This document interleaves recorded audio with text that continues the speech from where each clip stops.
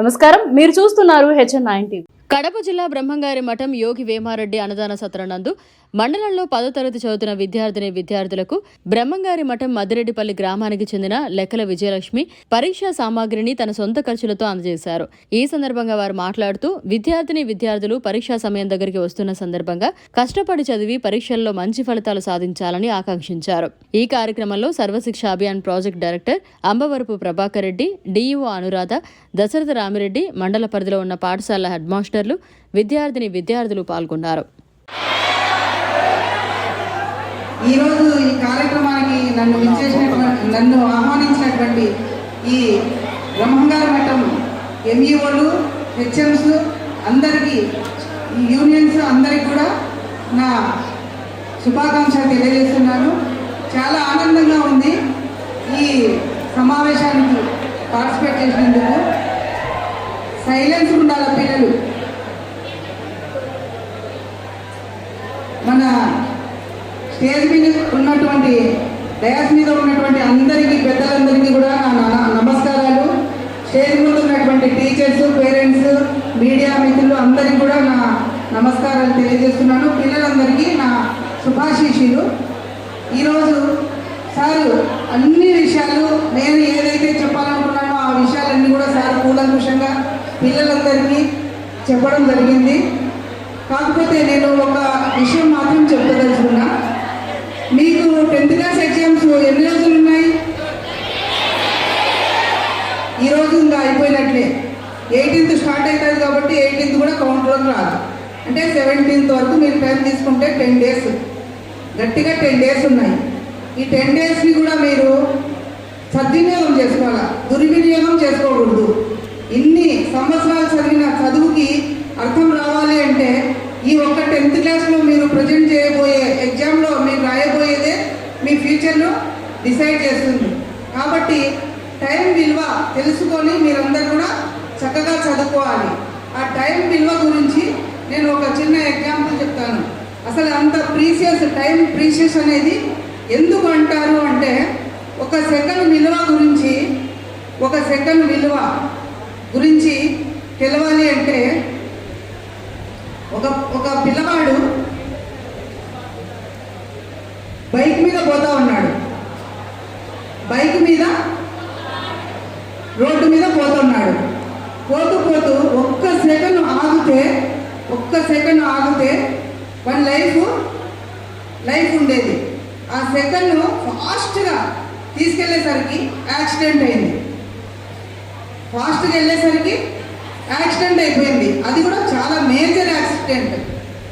ఆ యాక్సిడెంట్లో ఏమైపోయింది? లైఫ్ అంతా స్పాయిల్ అయిపోయింది, కోల్పోవడం జరిగింది. ఆ ఒక్క సెకండ్ ఆగి ఉంటే వాని జీవిత భవిష్యత్తు చాలా బాగుండేదని వాళ్ళ అమ్మా నాన్నలు చాలా బాధపడతారు. అక్కడ టైం విలువ అది.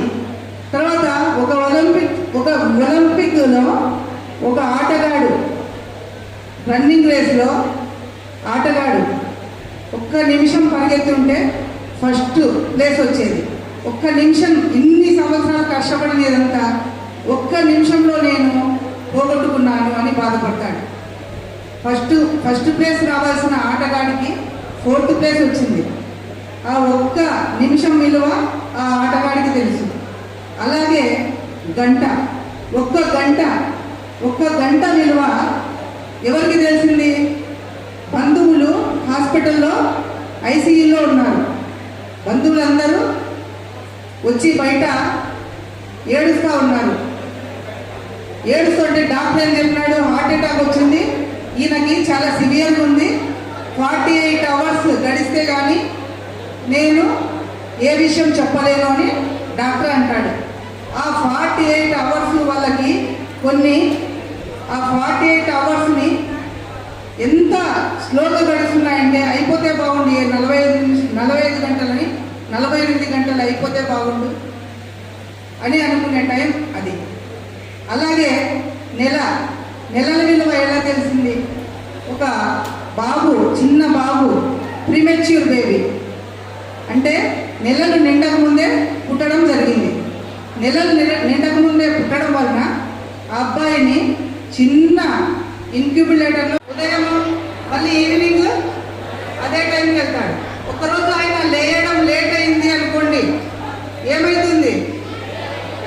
లోకమంతా, ప్రపంచమంతా ఏమైతుంది? చీకటి అయిపోతుంది. అది మీ మైండ్లో ఉండాలా. ఒక్కరోజు సూర్యుడు రాకపోతే లోకము ప్రపంచము ఎలా చీకటి అయిపోతుందో, ఒక్కరోజు నేను ఎర్లీగా లేకపోతే, టైంకి లేచి నేను ఇది చదవకపోతే నా జీవితం కూడా, భవిష్యత్ అంతా కూడా చీకటి అయిపోతుంది అని మీ మైండ్లో తెచ్చుకోవాలి.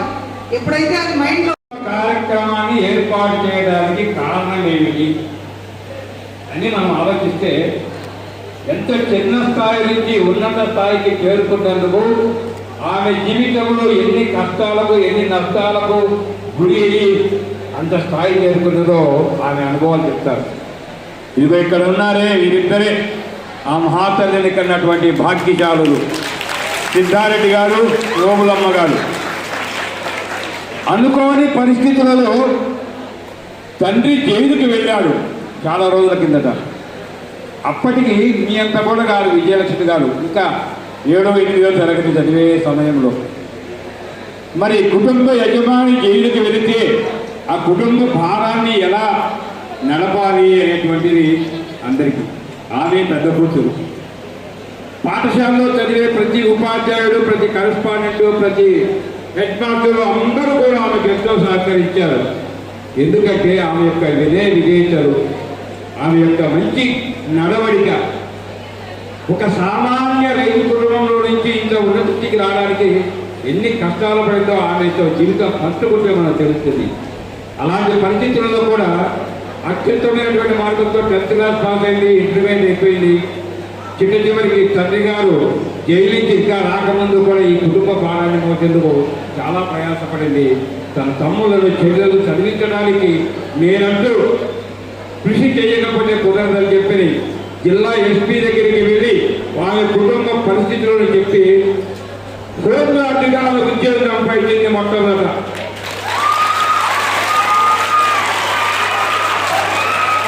ఎందుకంటే ఎంత ఉన్నత స్థితిలో అధికారులు ఉన్నా కూడా ఒక వ్యక్తి వెళ్ళి వారి యొక్క జీవితాన్ని గురించి, వాళ్ళ కష్టాల గురించి చెబితే కన్నీరు కాచకుండా ఎవరు ఉండరు. దయాదాక్షిణ్యాలతో వారికి ఏదో ఒక అండగా చూస్తారు. అలాగా ఆనాడు ఎస్పీ గారి ఆధ్వర్యంలో హోంగార్డుగా సెలెక్ట్ అయింది. తర్వాత ఇంకా కాస్త పిచ్చేసి నెక్స్ట్ స్టెప్ పోలీస్ అయింది. పోలీసులో ఎంత కష్టం ఉంటుందో ట్రైనింగ్ నీకు తెలియదు. ఆ తర్వాత మళ్ళీ డిగ్రీ సంపాదించుకొని తర్వాత చెప్పుగా ఎస్ఐ అయింది. ఎస్ఐకి అయింది కూడా ఎంత కష్టపడిందో నిజంగా నాకు బాగా చెప్పింది. సార్ ఈ ఉద్యోగం వద్దు, ఇంటికి వెళదామనుకున్నాను, నా కఠినంగా ఏడుపు వచ్చింది సార్, నా చేయడానికి చాలా బాధపడ్డానన్నది. అంత కష్టానికి ఓడుకోగలిగేది ఆమె ఇంత స్థాయికి చేరుకున్నది. మరొక ఎస్ఐ గారిని వివాహం చేసుకున్నది.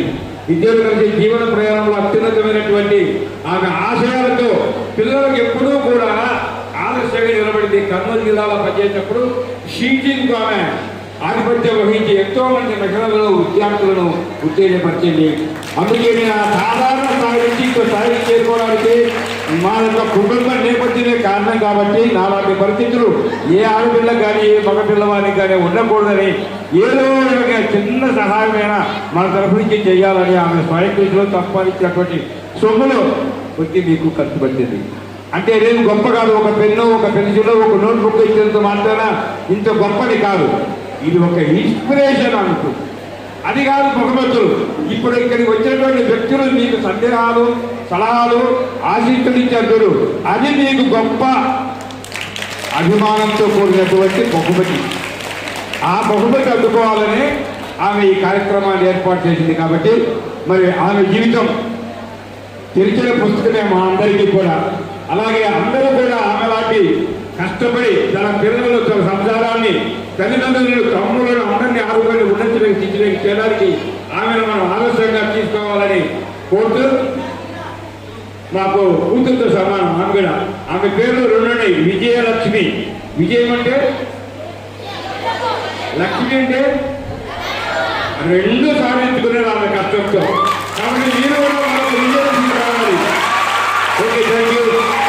ఆమె కానీ తమ అమూల్య సందేశాన్ని ఇవ్వాల్సిందిగా కోరుతున్నారు. విద్యార్థులందరికీ కూడా సుమారుగా 550 మంది విద్యార్థులందరినీ కూడా ఒక చోట సమావేశపరిచి ఆ పిల్లలకు చదువు, భవిష్యత్తు, సంస్కారము, సమాజము, పేదరికము, పేరెంట్స్ ఇవన్నీ కూడా గొప్ప లక్షణాలన్నీ కూడా నిర్దేశించే విధంగా ఈ రోజు చదువుకున్న చదువు, సంస్కారం అన్నీ కూడా మనకు ఫ్యూచర్లో ఇవన్నీ కూడా మనల్ని ఉన్నత స్థాయికి తీసుకెళ్తాయి.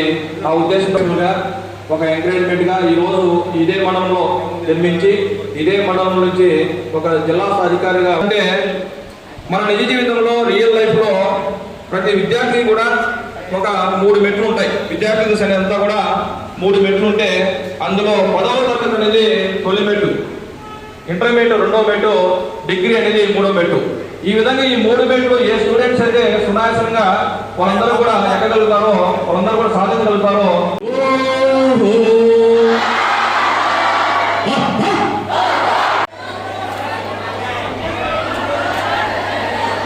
మేడం రండి, ఇద్దరు రండి మేడం, ఈ పక్కన రండి. వాళ్ళకి కస్తూర్బా ప్లీజ్, అందరికీ ఉన్నాయి. నేను 600 తెచ్చాను. డోంట్ వరీ, మీ అందరికి ఇచ్చిన తర్వాతనే ఇక్కడి నుంచి బయలుదేరుతాను. కాబట్టి